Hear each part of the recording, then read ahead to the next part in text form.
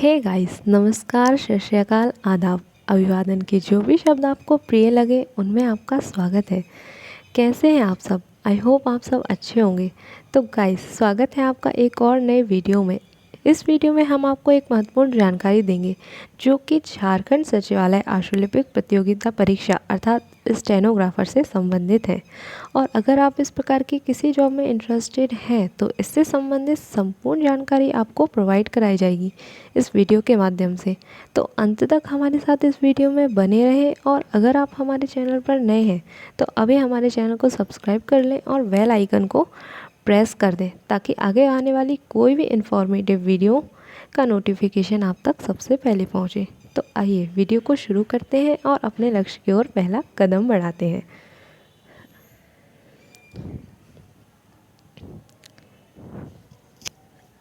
कार्मिक प्रशासनिक सुधार तथा राजभाषा विभाग झारखंड सरकार के पत्रांक 4978 दिनांक 30/7/2024 द्वारा झारखंड सचिवालय आशुलिपिक सेवा अंतर्गत आशुलिपिक की संसूचित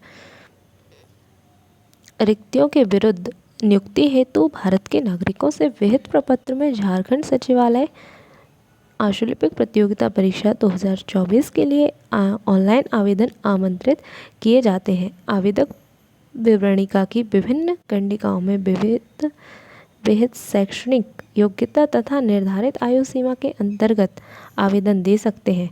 ऑनलाइन आवेदन आयोग की वेबसाइट www.jssc.nic.in पर लॉगिन करके समर्पित किया जा सकता है।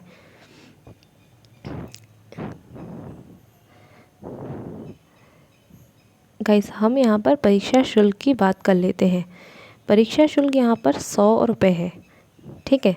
इसके अलावा परीक्षा शुल्क में कुछ छूट भी दी गई है जो कि है झारखंड सरकार के अनुसूचित जनजाति और अनुसूचित जाति अभ्यर्थियों के लिए परीक्षा शुल्क 50 रुपये है। ठीक है। इसके अलावा हम यहाँ पर रिक्तियों का विवरण देख लेते हैं। ये भर्ती झारखंड स्टेनोग्राफर से रिलेटेड है। ठीक है। तो यहाँ पर जनरल कैटेगरी के लिए 182, अनुसूचित जाति के लिए 118, जिसमें 2 पद आदिम जनजाति के लिए सम्मिलित है। इसके अलावा अनुसूचित जाति के लिए 45, अन्य पिछड़ा वर्ग के लिए 37, पिछड़ा वर्ग के लिए 27 एवं आर्थिक रूप से जो कमज़ोर वर्ग हैं यानी कि EWS उनके लिए 47 है। ठीक है। इसके बाद हम आते हैं यहाँ पर न्यूनतम शैक्षणिक योग्यता जो कि है, इसमें आपको किसी भी मान्यता प्राप्त महाविद्यालय संस्थान से स्नातक अथवा समकक्ष उत्तीर्ण होना आवश्यक है। अभ्यर्थियों से उपरोक्त पद के विरुद्ध आवेदन प्राप्त होने की अंतिम तिथि तक उक्त तालिका के स्तंभ 4 में अंकित न्यूनतम शैक्षणिक योग्यता धारित करना अनिवार्य होगा। अर्थात शैक्षणिक योग्यता के निर्धारण के लिए ऑनलाइन आवेदन की अंतिम तिथि को आधार तिथि माना जाएगा। यदि कोई अभ्यर्थी इस तिथि तक शैक्षणिक योग्यता निर्धारित शैक्षणिक योग्यता निर्धारित नहीं करते तो वे आवेदन भरने के लिए अयोग्य समझे जाएंगे।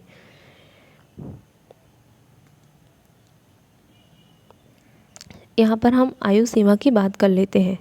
उक्त पदों के संदर्भ में उम्र की गणना निम्नलिखित संदर्भ तिथियों के आधार पर की जाएगी जो कि यहाँ पर न्यूनतम उम्र सीमा मिनिमम एज लिमिट 21 ईयर है। ठीक है। जो कि 1/8/2024 से काउंट की जाएगी। ठीक है। इसके अलावा यहाँ पर अधिकतम उम्र सीमा कार्मिक प्रशासनिक सुधार तथा राजभाषा विभाग के संकल्प संख्या 29 दिनांक 4/1/2021 द्वारा यथा निर्धारित यहाँ पर अनारक्षित एवं आर्थिक रूप से कमज़ोर वर्गों के लिए 35 वर्ष तक की छूट दी गई है। अन्य पिछड़ा वर्ग एवं पिछड़ा वर्ग के लिए 37 वर्ष एवं महिला के लिए जो किसी भी कैटेगरी से हो 38 वर्ष की छूट दी गई है। ठीक है।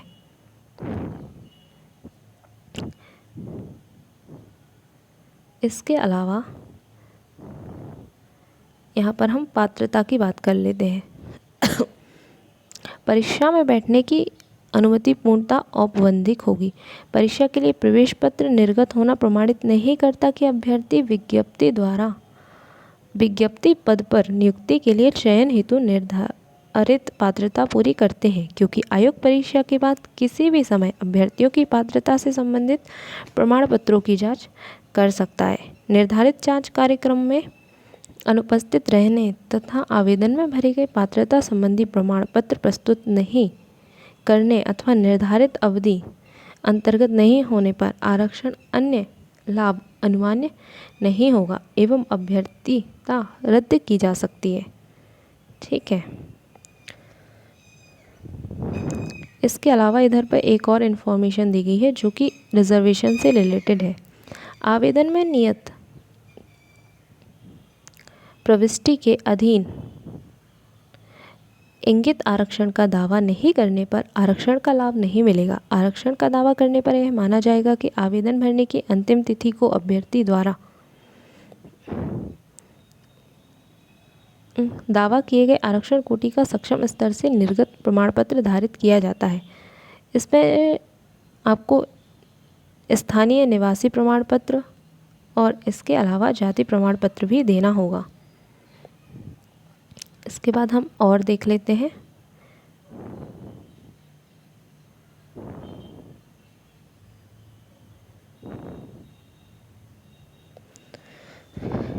यहाँ पर हम आपको बताते हैं ऑनलाइन आवेदन पत्र को भरना एवं सबमिट करना। ऑनलाइन आवेदन को भरने के लिए दिए गए दिशा निर्देश का अक्षरशः पालन करें। आवेदन पत्र में दी गई सूचनाओं से संबंधित सभी प्रमाण पत्र सामने रखें एवं पूर्ण संतुष्ट होने के पश्चात ही आवेदन पत्र को जमा करें। आवेदन पत्र भरने के लिए सर्वप्रथम आयोग की वेबसाइट www.jssc.nic.in पर जाएं एवं ऑनलाइन एप्लीकेशन फॉर्म JSSCE 2024 को क्लिक करें, तत्पश्चात अपना पंजीकरण करें। ठीक है, तो आप वेबसाइट पे जाके इसका फॉर्म फिल कर सकते हैं खुद से भी।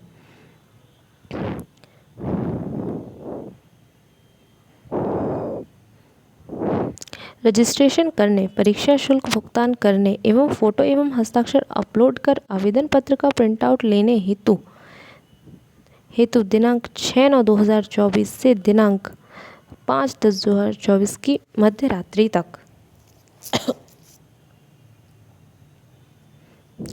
इसके बाद हम परीक्षा का पैटर्न जान लेते हैं। ठीक है, परीक्षा आयोग द्वारा CBT OMR आधारित परीक्षा ली जाएगी। परीक्षार्थी यदि विभिन्न समूहों में लिया जाता है तो अभ्यर्थी के प्राप्तांक का नॉर्मलाइजेशन किया जाएगा एवं मेधा सूची उनके प्राप्तांक के नॉर्मलाइज्ड अंक के आधार पर तैयार किया जाएगा तथा परीक्षा फल प्रकाशन के पश्चात उन्हें नॉर्मलाइज्ड अंक ही दिया जाएगा।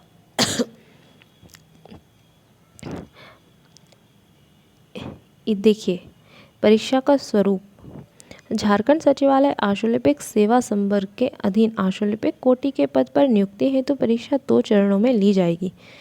ये परीक्षा दो फेसेस में होगी। पहला चरण होगा कौशल जांच परीक्षा, यानी ये क्वालिफाइंग होगा। पहला पेपर जो है इसका क्वालिफाइंग होगा और दूसरा चरण लिखित परीक्षा यानी ये रिटर्न होगा। ठीक है, प्रथम चरण के कौशल जांच परीक्षा में उत्तीर्ण अभ्यर्थियों को ही द्वितीय चरण अंतर्गत लिखित परीक्षा में सम्मिलित किया जाएगा। प्रथम चरण कौशल जांच परीक्षा। कौशल जांच परीक्षा के लिए 2 पत्र होंगे। दोनों पत्रों को की परीक्षा एक ही तिथि को आयोजित की जाएगी। प्रथम प्रश्न पत्र, इसके अंतर्गत हिंदी आशु लेखन की जांच परीक्षा ली जाएगी जिसका मानदंड निम्नवत होगा।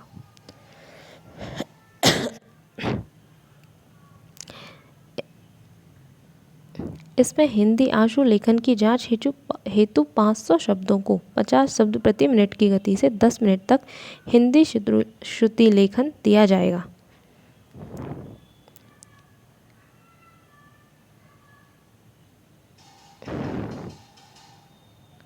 श्रुति लेखन आशुलेखन के विशेषज्ञ व्यक्ति के द्वारा उच्चारित किया जाएगा। श्रुति लेख के पूर्व 1 मिनट का समय श्रुति लेख का अभ्यास तैयारी हेतु दिया जाएगा।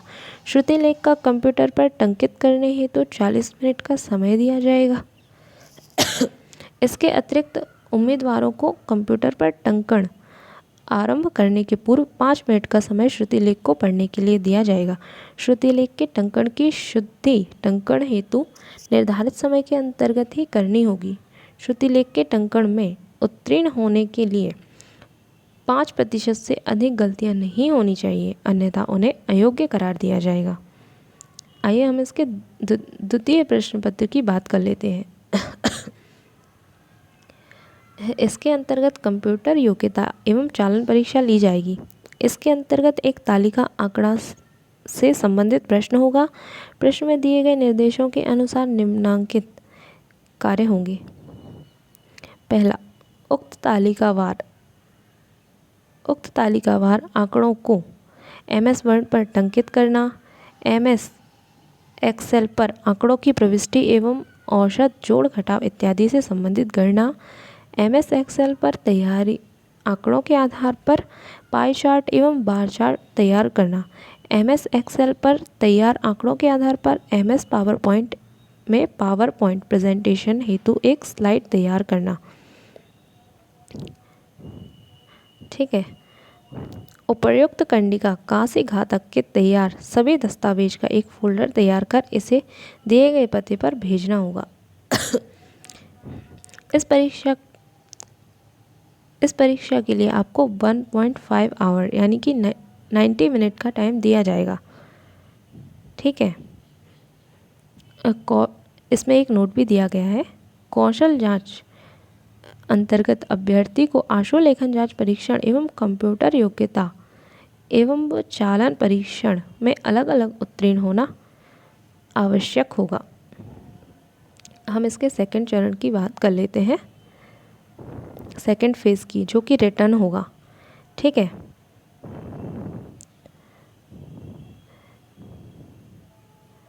इस परीक्षा में आपसे 100 प्रश्न पूछे जाएंगे, जिसमें प्रत्येक प्रश्न 3 अंक का होगा, जिसमें हिंदी भाषा के 25 प्रश्न, अंग्रेजी भाषा के 25 प्रश्न, GS के 25 प्रश्न और मैथ या रीजनिंग, लॉजिकल रीजनिंग के 25 प्रश्न पूछे जाएंगे।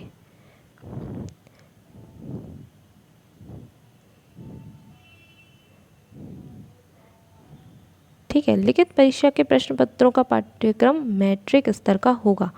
इस परीक्षा की अवधि 3 घंटे की होगी।